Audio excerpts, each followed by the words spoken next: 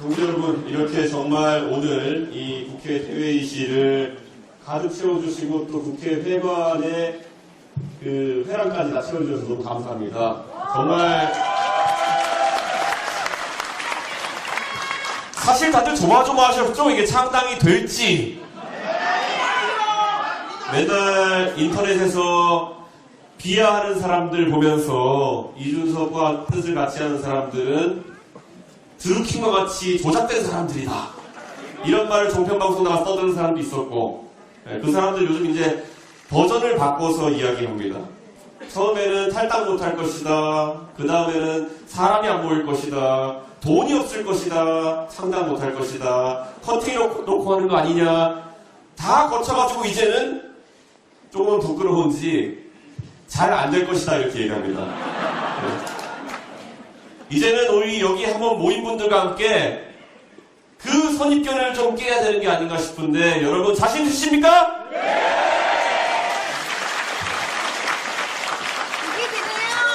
동지 여러분 정말 감사합니다. 저에게 이 당을 이끌 기회를 주신 것에 정말 감사합니다. 그리고 이 창당 과정 동안 성공적으로 우리 이끌어온 세정회 창당준비위원장에도 감사를 표합니다. 우리 이기인, 허은아, 천하람 이 세 분이 없었다면 오늘의 개혁신당은 없었을 것입니다.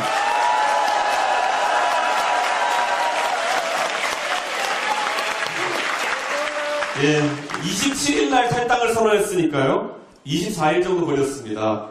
중간에 연말연시가 끼어있고 이 정도 속도면은 정말 엄청난 속도로 우리는 이것을 해낸 것입니다. 사실 차체 크기는 조금 작아졌을지 모르겠지만은 정당을 이끈다는 것에 그 무게에 대한 고민은 이미 다 했습니다. 충분히 경험해봐서 잘 알고 있습니다.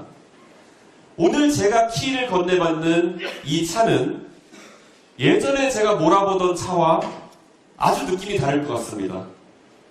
파워핸드 없어가지고 방향을 바꾸려고 그러면은 조금 더 큰 완력을 써야 될지도 모르겠습니다. 어쩌면 몰아보면 수동변속기가 달려있을지도 모르고 그래서 꿀렁이 있을지도 모르겠습니다. 하지만 저는 기꺼이 여러분이 명령해 주신 대로 이 키를 받아들겠습니다. 이 차에 5만 5천 명의 자발적인 당원들이 누구의 도움 없이도 자발적으로 참여해 주셨기 때문에 앞으로도 창의적인 활동으로 이 차의 엔진이 되어 주실 것을 확신하기 때문입니다. 맞습니까, 여러분?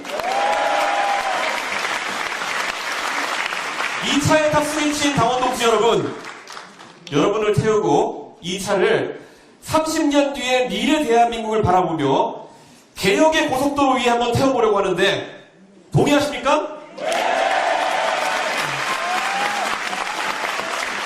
대장장이가 강한 철을 얻고자 할 때 빨갛게 달군 그런 쇠를 액체 속에 담궈서 냉각시키는 과정을 담금질이라고 합니다. 서양에서는 보통 달군 쇠를 기름에 담궈서 담금질합니다. 근데 우리나라에서는 전통적으로 물 담금질을 해왔습니다. 물은 기름보다 냉각 속도가 훨씬 빠릅니다. 그렇기 때문에 더 강한 철을 얻을 수 있습니다. 그리고 그 과정을 반복할수록 아주 단단한 칼을 얻을 수 있습니다. 하지만 물속에 달궈진 철을 넣었을 때 쨍 소리가 나면서 균열이 생기거나 휘어버리면은 그 칼은 쓸 수 없게 되기도 합니다. 지난 12년 동안 제가 정치에서 걸어온 그 길 속에 때로는 담금질을 피해갈 수도 깨어지거나 휘어지지 않기 위해서 기름의 적당한 온도 속에서 담궈지는 것을 선택할 수도 있었을 것입니다. 하지만 저는 제가 이 자리에 있게 해준 대한민국의 기회의 사다리라는 것에 항상 감사해왔고 제 다음에 누군가가 타고 올라갈 그 사다리를 유지하고 밑에서 잡고 있기 위해서 다짐했습니다. 그래서 상계동에서 가장 어렵고도 세게 담금질되는 도전을 지금까지 해왔습니다.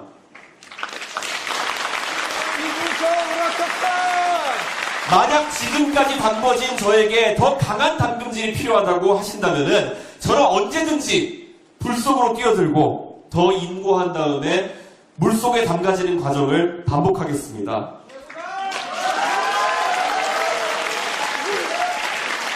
하지만 지금 우선은 지금까지 벼려온 그 칼로 과감하게 이번 총선에서 개혁신당을 사회개혁의 길로 이끌어보고자 합니다. 이번에 저희가 쾌도남마의 자세로 개혁의 병목 지점을 뚫어내지 못하면 저는 또 도전할 겁니다. 하지만 저는 기다릴 수 있어도 대한민국은 위기의 순간에서 더 기다릴 수가 없습니다. 그래서 여러분과 함께 이 오렌지색 옷을 입은 것입니다.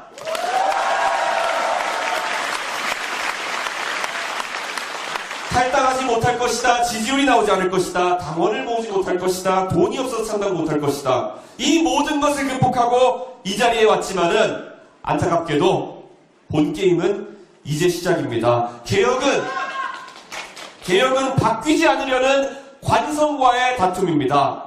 그래서 그 관성을 이겨내지 못했던 그 앞에 많은 개혁의 기술들이 지금까지 차례로 쓰러져 갔습니다. 우리가 제시하는 개혁을 통해서 당연하다고 생각했던 것을 읽는 사람들은 맹렬하게 개혁에 반대할 것입니다. 반대로 개혁을 통해서 혜택을 보는 분들은 정작 본인들이 누리게 될 변화가 어떤 것인지 정확하게 알지 못해서 그 길에 동참하는 것을 주저하고 두려워할 수도 있습니다.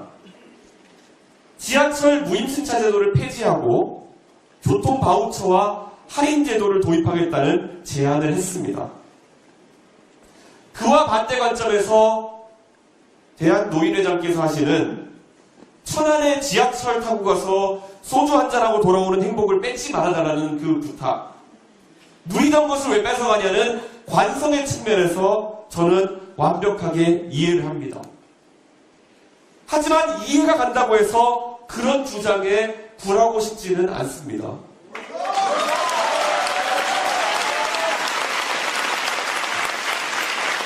지하철이 없는 지역에 사는 어느 할머니는 장에 나가서 하루에 나물 팔아서 5만원씩 버시면서 오며 가며 버스비로 왕복 3,000원씩 부담하고 계실지도 모릅니다. 그리고 30년을 그렇게 살아오셨기 때문에 그것이 당연하다 여기시고 오늘도 집을 나서실지 모릅니다. 남들보다 고단한 삶을 사시면서도 과거 못 먹고 못 살던 50년 전의 삶을 생각하며 삶이 좋아졌다고 순박하게 웃으시면서 살아가십니다. 저는 지방을 돌 때마다 그런 아픈 광경을 목격할 때마다 정말 마음이 아팠습니다. 그 할머니가 제 할머니가 아니라도 저는 제 마음이 아픕니다. 그래서 그분이 받는 불공정한 처우에 대해서 해법을 찾아내는 그런 정치를 하고 싶고 그래서 창당을 합니다.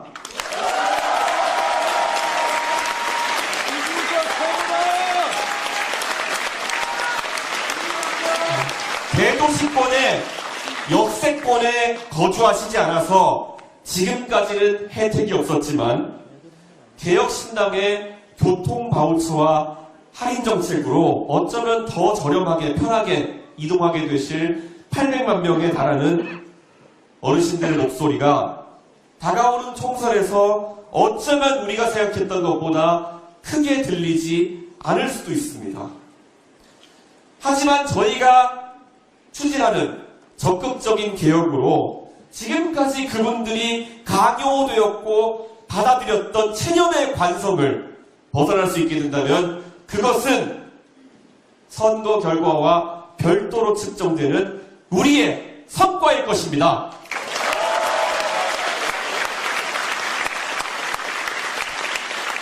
누군가가 우리를 위해서 고민하고 있구나. 이 마음을 최대한 많은 국민들이 느끼도록 하고 싶습니다. 그 상상만으로 대한민국이 조금은 덜 삭막했으면 하는 생각입니다. 만약 1조 2천억 원의 예산이 수반될 교통바우처 정책으로 교통복지의 불균형 문제를 돌파하지 못한다면 이번 총선에서 그보다 훨씬 크고 복잡한 타래로 얽혀있는 연금개혁, 국방개혁과 같은 중요한 과제를 완수하는 것은 요원할 것입니다. 앞으로 누군가에게 월 1만 원의 교통카드를 지급하느냐 마느냐의 문제가 아니라 월 수십만 원의 연금을 깎고 그 대신 어떻게 기본적인 생활 수준을 보장할 것이냐는 난제를 풀어가는 것이 우리의 과제일 수도 있습니다. 사실 우리는 이미 시험장에 들어와 있습니다. 그리고 시험 문제는 이미 출제되어 있습니다. 다만 본인들이 정치하는 동안에만은 이 문제가 터지질 바라지 않는 그런 정치적 자세로 일관해온 정치인들 때문에 어느 누구도 정치권에서 펜을 들어서 이 문제에 대한 정답을 찾아내려가기 위한 용기를 내는 것을 주저했기 때문입니다. 이번 총선에서 우리가 힘주어 개혁을 강조하는 그런 이유는 정치, 사회, 문화 개혁의 기회는 잘 정립된 민주주의 사회에서는 4년마다 또는 5년마다 한 번씩 서는 대목이기 때문입니다. 저는 다음 총선이 되었을 때 44살이 되었을 것이고 그리고 대한민국의 노인 인구 비율은 30%에 다다랐을 것입니다. 이번 총선을 지나가게 되면은 저희는 때를 놓치는 것입니다. 더 늦출 수 없지 않습니까, 여러분?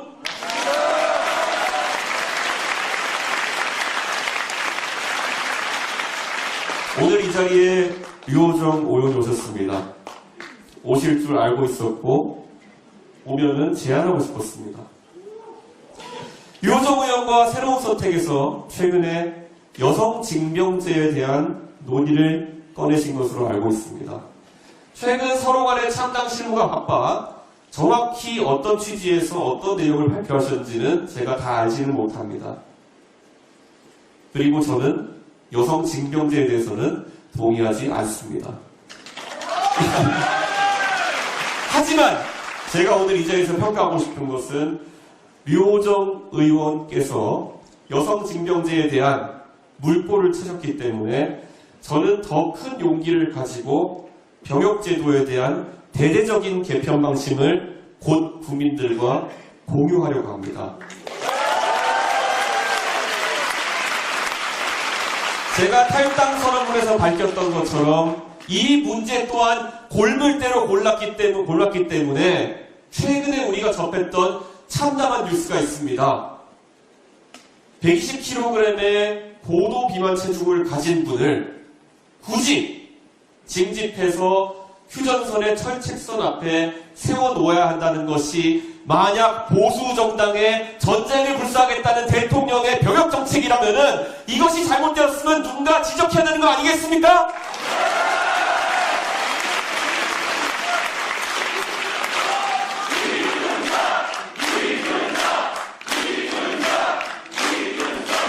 이렇게 판을 깔아놓으니까 발표할 때 세부적으로 무엇을 얘기할까 슬슬 여기 앞에 계신 분들 그리고 우리 당원들 불안하시죠? 여러분은 지금 조마조마하시지만 저는 마음이 쿵쾅쿵쾅거리고 있습니다. 그리고 그에 못지않게 이제 무엇이 과연 발표될까에 대한 오늘 이후 상대 정당의 두려움과 궁금함은 바로 그들이 지금까지 대한민국의 양대 정당으로서 가졌던 비겁함에 대한 대가입니다, 여러분.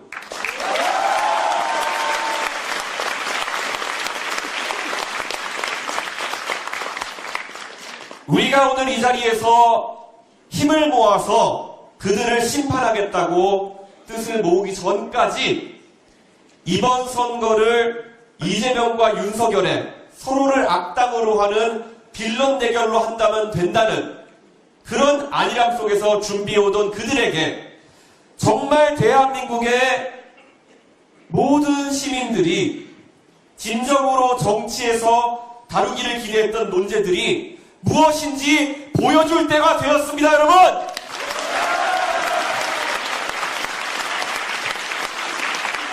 대한민국이 죽느냐 사느냐의 단계에 내몰린 지금 시급한 개혁 과제 앞에 서서 매번 혐오니 갈라치기니 싹스론이니 덧붙이면서 인신공격으로 그것을 막아보려고 하는 사람들에게 당당하게 맞설 시간이 왔습니다. 빠르게 우리는 이제 육상 경기에서 달려야 하는데 그들은 지금 경기장에 망건에 갓 쓰고 도포 입고 집신 쓰고 나타났습니다.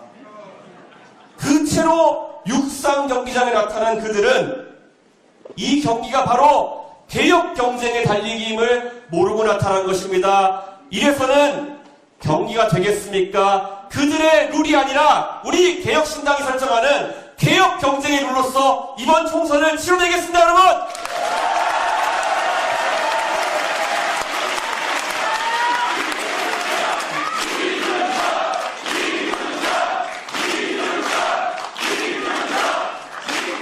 연금 개혁을 하다가 시위대에 둘러싸인 프랑스의 마크롱 대통령과 하르츠 개혁을 주도하다가 17년 동안 정권을 잃었던 슈레더 총리의 기억이 저에게는 참 용기 있는 지도자들도 기억되고 우리는 저것보다 더 나은 개혁을 해야겠다는 그런 다짐으로 다가왔을 때 대한민국의 양대 정당은 우리도 섣불리 개혁하다가 정권을 잃으면 안 되겠다라는 대중영합주의로 자리하게 된 것이 아닌지 저는 궁금합니다. 우리가 치열하게 유럽병과 맞서고 있는 마크롱 대통령과 같은 앙마르슈와 같은 모습으로 정치를 바꿔나갈 때 대한민국의 미래가 있는 것이지 언제까지나 보신주의 속에서 변화를 거부하고 투표용지에마저도 한자로 이름 쓰라고 강요하는 도포 입고 가 쓰는 전통보다 더한 전통 속에 사로잡혀 있는 잃어버진 30년의 일본을 따라갈 수는 없습니다. 저는 이 자리에서 단언코 선언합니다. 우리가 개혁의 길을 선도하고 앞장서 나갈 때 대한민국이 과거 동아시아에서 빛나는 민주주의의 선진국이 된 것처럼 전 세계에서 개혁의 선진국이 될 거다 이렇게 생각합니다. 그 길에 같이 해주시겠습니까? 더 많은 논쟁이 자리하는 정당을 만들겠습니다. 내가 태극기를 머리에 들고 머리에 붙이고 시위에 나간다고 해서 내가 애국자요 하는 우월감으로는 대한민국의 미래 과제를 해결할 수가 없습니다. 마찬가지로 30년 전에 독재와 싸웠던 그 훈장 하나만 가지고 정치를 가벼운 선악의 구도로 만들어버리는 사람들, 이 사람들은 개혁을 해낼 수가 없습니다. 오직 대한민국의 미래를 걱정하는 용기 있는 사람들의 편이 되어서 우리는 정치를 하겠습니다.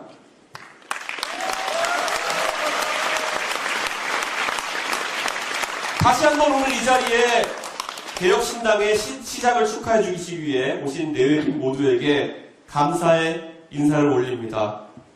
특히 우리 존경하는 김종인 위원장님.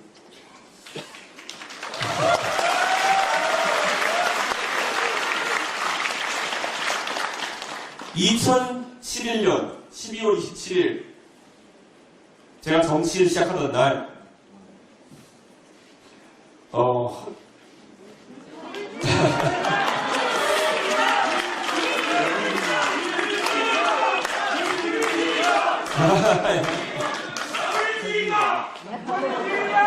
우는 게 좀, 예. 저는 사실, 그 날에 들어서는 순간까지 김종인이 누군지 몰랐습니다. 그런데 정말 외람되게도 김종인 위원장이 비대위 회의에서 저같이 27살의 아무것도 아닌 사람에게 그 당시에 제가 비대위에서 아무것도 모르고 내용도 잘 모르고 다만 국민들이 중요하게 생각하는 문제를 다루다가 혼난 적이 있습니다. 정수장학회 문제를 해결하지 않으면 난 박근혜 안 뽑겠다고 그랬습니다. 그랬을 때 처음으로 김종인 위원장이 오셔가지고 저한테 정말 잘했어 그러면서 격려해 주셨습니다.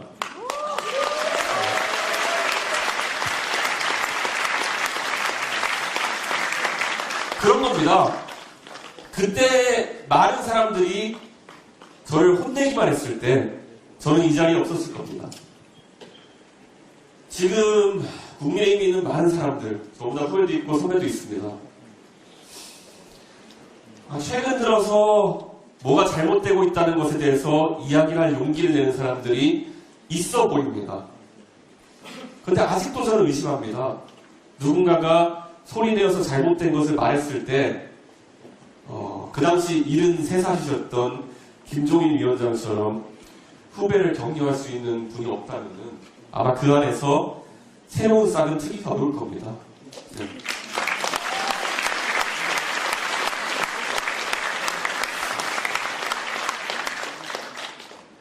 참 많은 추억이 나옵니다. 그 다음 비대위 회의에서 저희가 의결했던 안건 중에 하나가 있었습니다. 바로 그 당시에 한나라당이 잘못되었음을 모두에게 외치면서 온몸으로 저항하다가 도저히 이 당과 함께 못하겠다, 새로운 시도를 하겠다 하면서 분연히 떨치고 나간 두 분의 국회의원이 있었으니 그게 바로 김성식, 정태근 선배였습니다. 그런데 그날 저희가 의결했던 것이 저분들이 나간 것에 절대 비판하지 않고 저분들이 가는 길을 응원하겠다. 그래서 두 분 지역구에다가 무공천을 하겠다고 의결했던 기억도 납니다. 그런데 돌고 돌아서 정태근 선배가 저와 같은 꿈을 꾸고 같은 길에 함께하게 된 것, 사실 아무도 모르는 일화였겠지만은 오늘 이 자리에서 정말 환영합니다. 정태근 선배.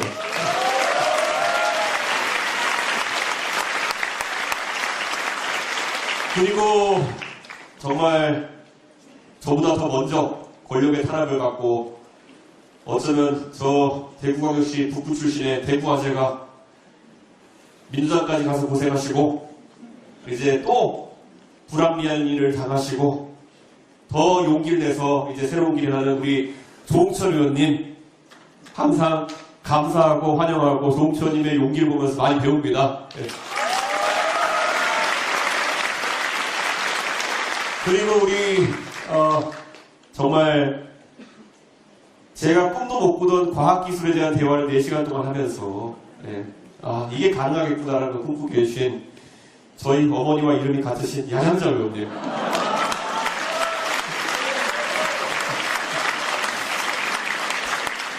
우리는 이런 운명이라서 각자 당색을 오렌지색으로 골랐나 봅니다. 누군가는 제주항공 같다고 하겠지만 우리의 생각이 비슷했기 때문에 감각이 비슷했기 때문에 같은 색깔로 보일 수 있었던 것이 아닌가 이런 생각을 합니다. 그리고 우리 금태섭 의원님 정말 아까도 말했듯이 술잔을 기울이면서 몇 번이나 대화했습니다. 그러면서 다름을 이야기했습니다. 그러면서 그 다름을 얘기하던 중에 제가 또 용기를 얻었던 거는 금태섭 의원님과 함께 다시 한번 또 우리가 비빔밥을 상상할 수 있는 그런 정치를 할 수도 있겠구나 이런 생각을 합니다. 저희가 뜻을 함께 하더라도 뜻을 달리하는 지점도 많을 겁니다. 그런데 저는 이런 생각합니다. 저를 아무리 욕해도 상관없고 저와 생각이 다른 것을 드러내도 저는 상관이 없는데 누군가가 저에게 익명 인터뷰로 칼을 꽂는다든지 아니면 직접 얘기하지 않고 핵심 관계자를 두고 얘기한다든지 이러지만 않았을 생각으로 저희는 비빔밥에 테두리를 넣을 필요가 합니다. 그래서 금태섭 의원님 항상 저와 다른 관점을 제시해줘서 감사하고 그리고 비빔밥 내에서 우리가 함께하게 된다면은 의원과 함께 색깔을 잃지 않는 방향으로 함께 해주셨으면 좋겠다 이렇게 말씀드리겠습니다.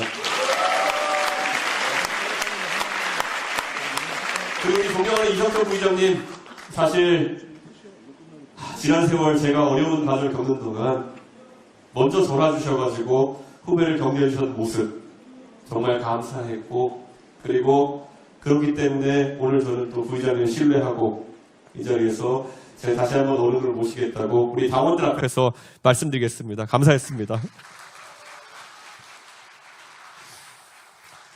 오늘 이 자리에 함께해 주신 내외빈 외에도 정말 감사하고 싶은 분이 한 분 있습니다.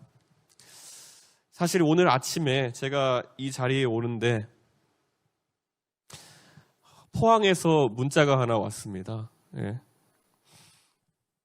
어느 귀신 잡는 해병대원보다 더 용감하게 명예를 위해 싸우고 있는 용기 있는 아들을 두신 개혁신당의 성공을 위해서 불공을 들이고 계신 박정훈 대령의 어머니.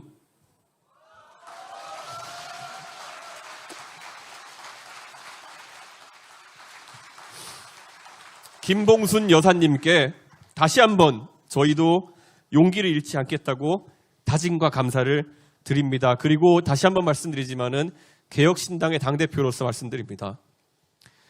5만 5천 명의 개혁신당 당원 여러분.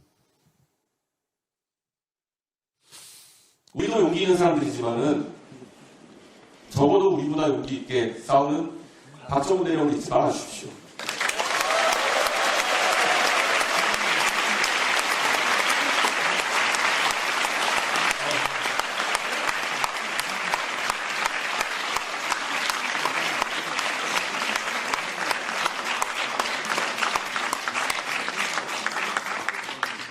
누군가가 이야기하더라고요. 박정훈 대령 같은 분을 우리 개혁신당에 영입하면 안 되느냐라고 이야기했을 때 제가 이런 지하에 거절했습니다. 여러분, 대통령과 싸운다는 느낌이 무엇인 줄 아십니까? 집권 1년 차에 대통령과 싸우겠다 결심했을 때 그 마음이 무엇인 줄 아십니까?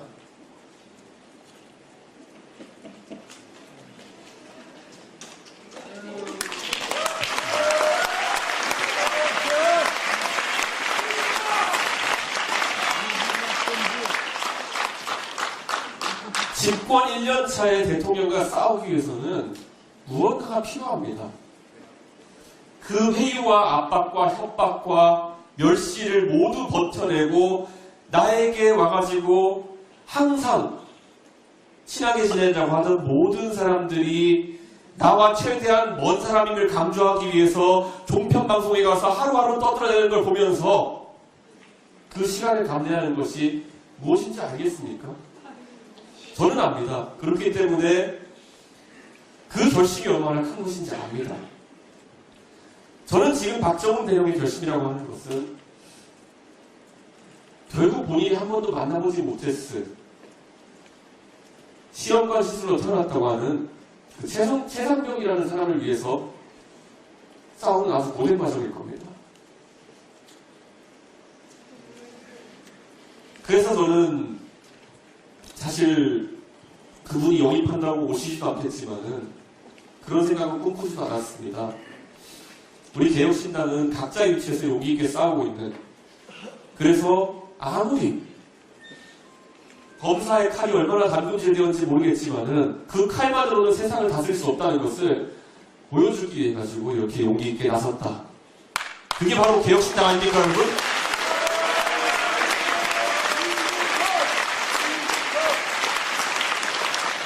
개혁신당은 이번 총선에서 끝까지 개혁을 외치겠습니다. 우리가 윤석열 대통령보다 이재명 대표보다 뭘 잘하냐고 묻는다면은 개혁이라고 말씀해 주십시오. 우리가 하는 교육개혁이라고 하는 것은 단순히 사교육 격차를 때려잡는 것에 그치지 않을 것입니다. 우리가 하는 노동개혁이라고 하는 것은 단순히 노조를 어떻게 맛깔나게 때려잡느냐에 그치지 않을 것입니다. 더 많은 일자리가 생기고 더 고용이 촉진되는 그런 개혁이 바로 우리의 노동개혁이 되어야 할 것입니다. 저는 이 사회개혁이라는 것은 어렵기 때문에 얼마나 걸릴지 모르는 것이고 저도 두렵습니다. 하지만 자신 있습니다. 제가 앞으로 정치를 얼마나 하게 될지 모르겠지만은 한 12년쯤 걸리니까 집권 여당 대표할 수 있겠더라고요. 10년 정도 있으면. 한 30년쯤 진정성을 갖고 우리 모두가 어디에 몰두하면은 대한민국 좋은 나라 만들 수 있지 않겠습니까, 여러분?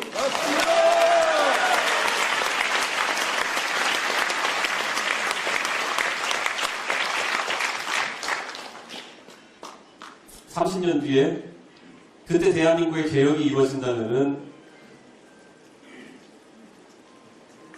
김종인 위원장 위원장님은 114살 되십니다.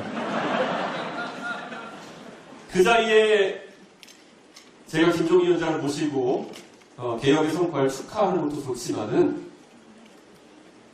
김종인 위원장께서 90살이 되시기 전에 그 개혁을 완수할 수 있도록 우리가 다 같이 뛸 수 있지 않겠습니까, 여러분?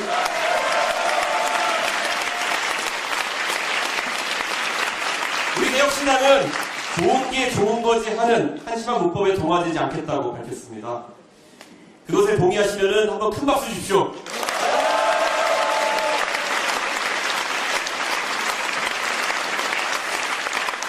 요즘 제가 상당하면서 상당준비위원장을 천하람 위원장과 이기인 위원장, 허은하 위원장한테 맡겨놨더니만은 천하람 위원장 가족들이 저를 미워하는 것 같습니다. 천하람 위원장이 상당히 되는 와중에 저한테 한번 풀풀거리면서 이야기를 하더라고요. 네. 천하람 위원장의 아들이 이제 초등학교 2학년이 되었는데 네. 아버지가 정치하는 것이 무슨 의미인지 조금씩 알아가는 것 같다는 얘기를 했습니다. 언젠가는 아버지가 왜 자신과 놀아주지 못했는지를 알고 오히려 자랑스러워할 수 있도록 이기인 의원이 곧 태어날 자신의 아이가 살아갈 세상을 더 나은 세상을 만들기 위해서 밤낮으로 일할 수 있도록 그리고 허은하 의원이 국회의원직을 던지면서까지 이 길에 동참할 수밖에 없었던 이유를 길게 설명하지 않아도 될 만큼 모두 불편하신 분을 말고는 자리에서 일어나서 외쳐주십시오. 모두 일어나 주시겠습니까? 네.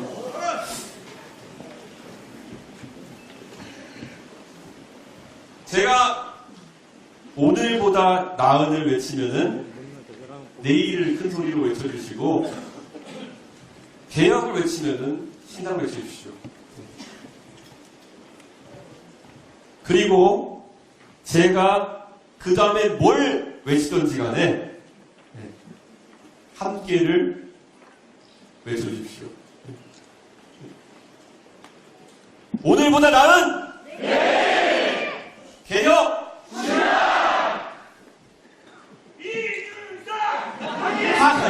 아직 안 끝났어요.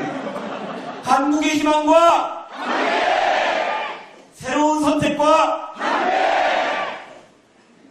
미래의 연합과